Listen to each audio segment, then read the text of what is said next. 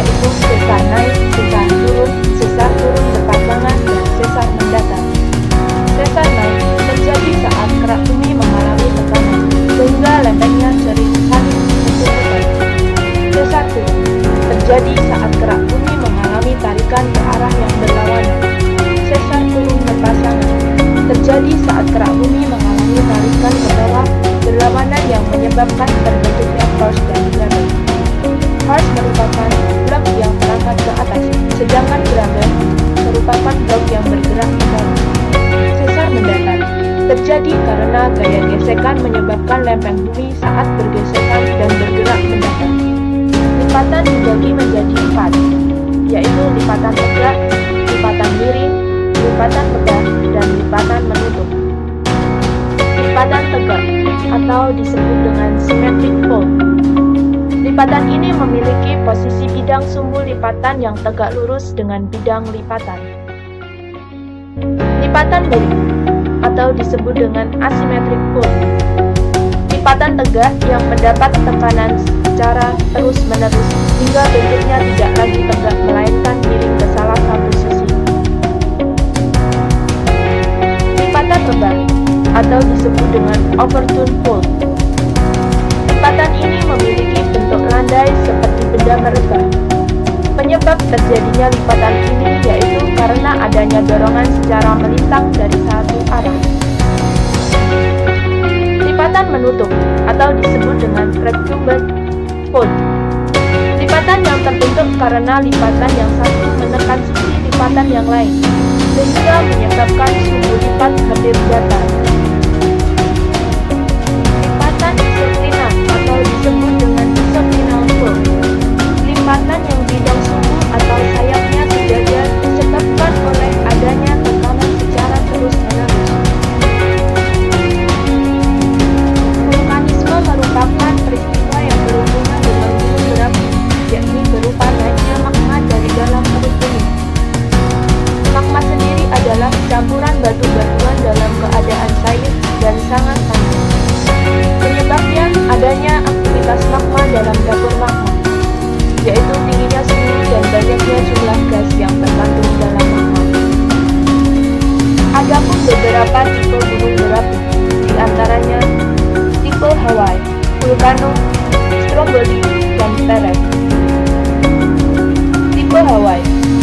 Tipe ini memiliki daya erupsi lemah karena lavanya cair. Contoh, Gunung Kilauea dan Mauna Loa. Tipe Vulcano. Tipe ini memiliki tekanan gas tinggi karena dapur magmanya lebih dalam. Contoh, Gunung Bromo dan Gunung Semeru. Tipe Stromboli. Tipe ini memiliki tekanan erupsi yang tidak terlalu kuat, akan tetapi berlangsung lama. Contoh, Gunung Raung. Tipe Perez. Tipe ini memiliki letusan yang sangat berbahaya, karena letusan ini disertai dengan gas yang sangat tinggi. Contoh, Gunung Krakatau. Gempa bumi atau seisma. Gempa bumi adalah getaran permukaan bumi yang disebabkan oleh kekuatan-kekuatan dari dalam bumi dan merambat sampai ke permukaan bumi. Gempa disebabkan adanya pergerakan lempeng, yaitu lempeng benua dan lempeng samudra. Apabila terjadi gempa, maka di lautan akan menimbulkan tsunami. Tenaga eksogen adalah tenaga penduduk muka bumi yang berasal dari luar, yakni berupa tenaga air, angin, sinar matahari, maupun tenaga dari manusia. Adanya tenaga eksogen memberikan dampak positif dan negatif. Dampak positif diantaranya terbentuknya habitat baru setelah terjadinya pelapukan batuan dan dataran menjadi luas setelah terjadi erupsi. Sedangkan dampak negatif berupa berkurangnya kesuburan tanah, terjadinya banjir, dan tanah longsor.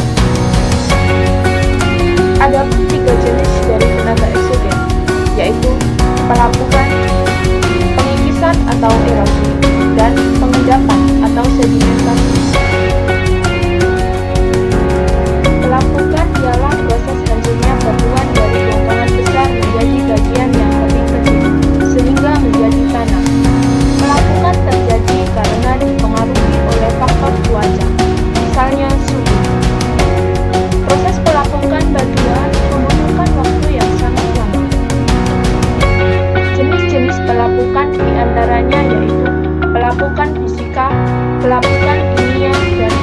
kehidupan biologis.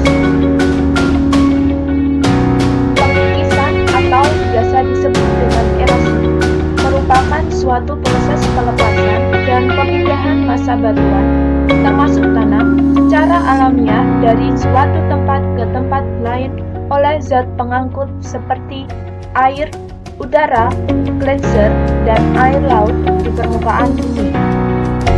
Berdasarkan penyebabnya, erosi dikelompokkan menjadi 4, yakni erosi air atau disebut dengan abrasi, erosi es atau disebut dengan glasial, erosi angin atau disebut dengan deflasi, dan erosi air laut atau disebut dengan abrasi. Sedimentasi adalah proses pengendapan material yang terbawa oleh air, angin, maupun gletser. Pengendapan ini bisa terjadi di darat, laut, maupun sungai. Material yang terbawa merupakan material yang berasal dari pengikisan atau pelapukan. Pengendapan yang berlangsung lama akan membentuk batuan sedimen.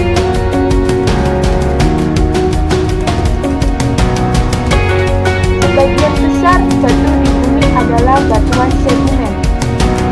Sedimentasi yang dilakukan oleh air, angin, maupun gletser memiliki hasil yang berbeda, tergantung dari lokasi materi itu berada. Selain batuan sedimen, sedimentasi juga salah satu penyebab terbentuknya permukaan bumi. Permukaan bumi yang memiliki banyak bentuk akibat adanya pengendapan yang berlangsung lama. Hal ini menyebabkan setiap sedimentasi membentuk sesuatu yang unik dan mempercantik untuk permukaan bumi. Sedimentasi sendiri dibagi menjadi 2, yaitu berdasarkan tenaga pengangkutnya, yaitu air, angin, dan gletser, serta berdasarkan tempat terjadinya sedimentasi itu sendiri, yaitu sedimentasi fluvial, marin, glasial,